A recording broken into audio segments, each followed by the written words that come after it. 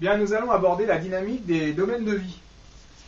Donc, dans notre vie, finalement, on peut voir qu'elle se déroule selon différents scénarios en fonction des domaines d'expression dans la vie.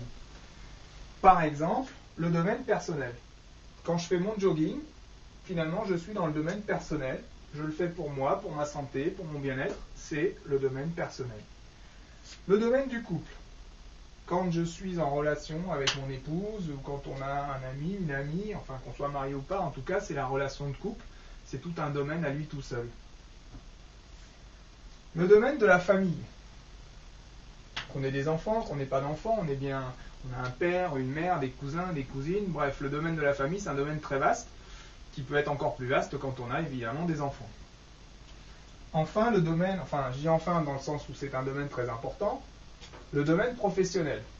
Du lundi au vendredi, on est dans la société, on a sa place dans la société parce que, soi-disant, on a un travail. Et puis, de toute façon, qu'on soit chômeur, qu'on soit actif ou autre, on passe quand même la plupart de son temps dans sa vie active, dans des contraintes et des objectifs professionnels.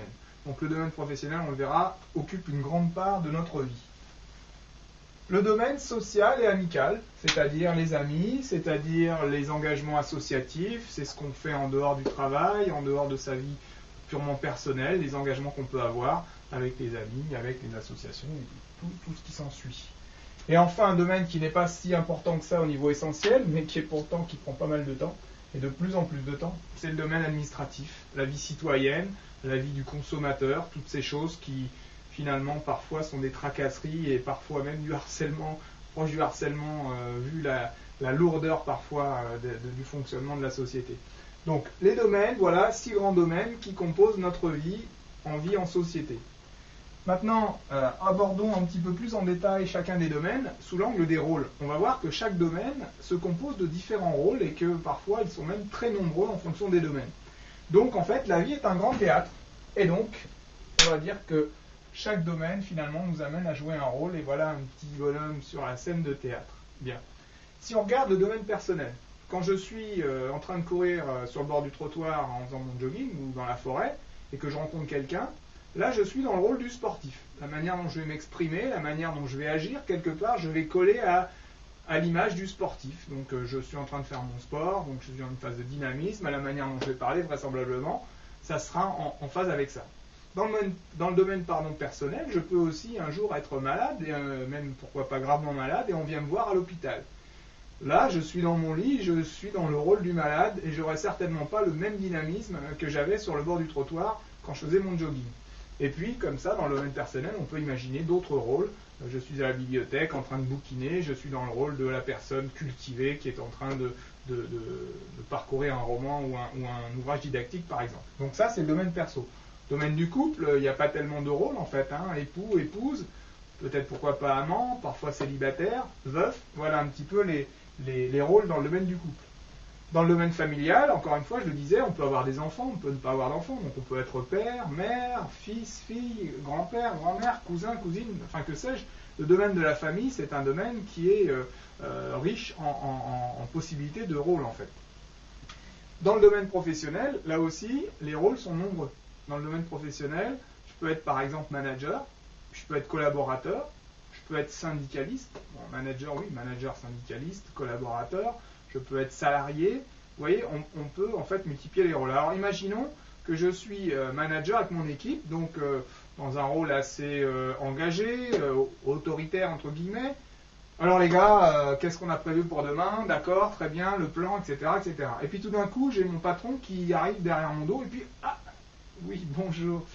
Tout d'un coup, j'ai un problème parce que quand je suis finalement collaborateur vis-à-vis de mon patron, je n'ai pas la même attitude que quand je suis moi-même manager vis-à-vis de mon équipe. Et là, on est un petit peu mal à l'aise car on ne sait pas quel jeu jouer dans ces cas-là puisque deux rôles se chevauchent. De même, par exemple, dans le rôle du fils, au niveau personnel, dans le rôle familial, quand je suis avec un père autoritaire, je suis un adolescent qui est sous le joug d'un père très autoritaire, à la maison je ne peux pas dire un mot plus haut que l'autre, donc je suis dans une attitude, plutôt en retrait. Et puis à l'extérieur, je suis un bout en train de première, je suis celui qui chambre tous les copains, etc. Et un jour, j'amène mes copains à la maison. Alors quel rôle vais-je tenir? Le copain bout en train ou le fils qui passe sous le tapis? Donc là, encore une fois, on n'est pas très très à l'aise. Dans le rôle, disons, social, il y a le rôle de l'ami, qui est un rôle important. Et puis dans le rôle administratif, ben, quand je vais aux impôts réclamer peut-être mon dû ou malheureusement payer mon tiers provisionnel, j'ai une attitude qui est encore une autre attitude qui est liée au rôle en particulier. Donc je pense avoir clairement indiqué que des domaines et des rôles, c'est notre lot quotidien dans la vie en société.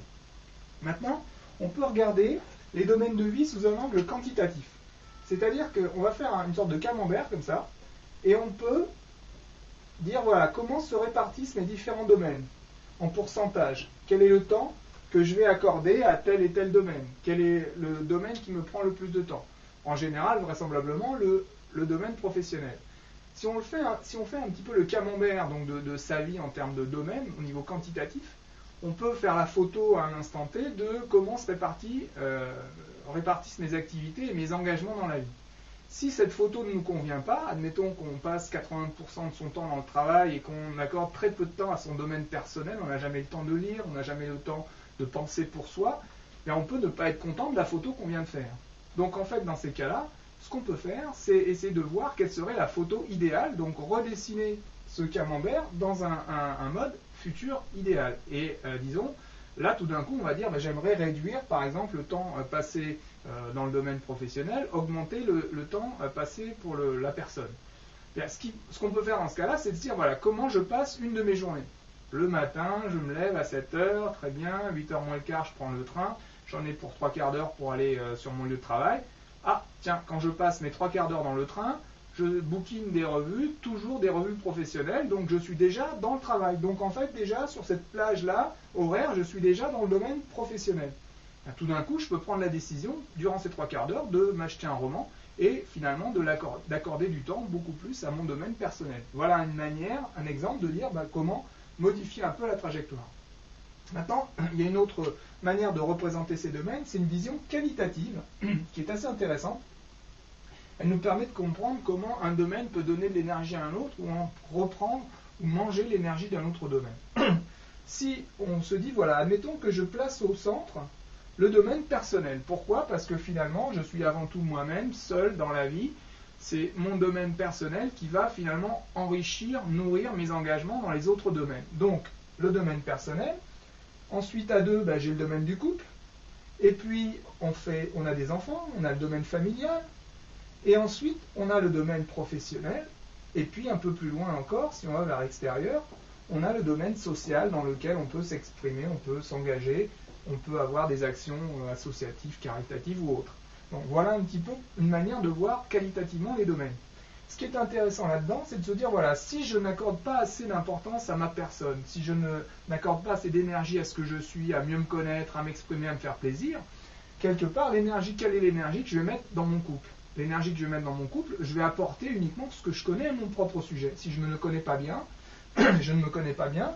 le couple, finalement, sera d'autant basé sur la personne que je crois être à ce moment-là.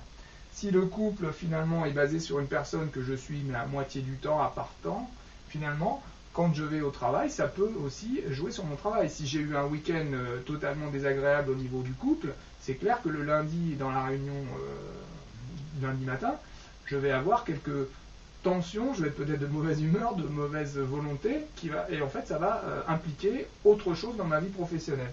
Donc tout ça pour dire que les domaines ne sont pas indépendants les uns des autres, et en fait, plus un domaine est fort, et plus il va renforcer les domaines adjacents.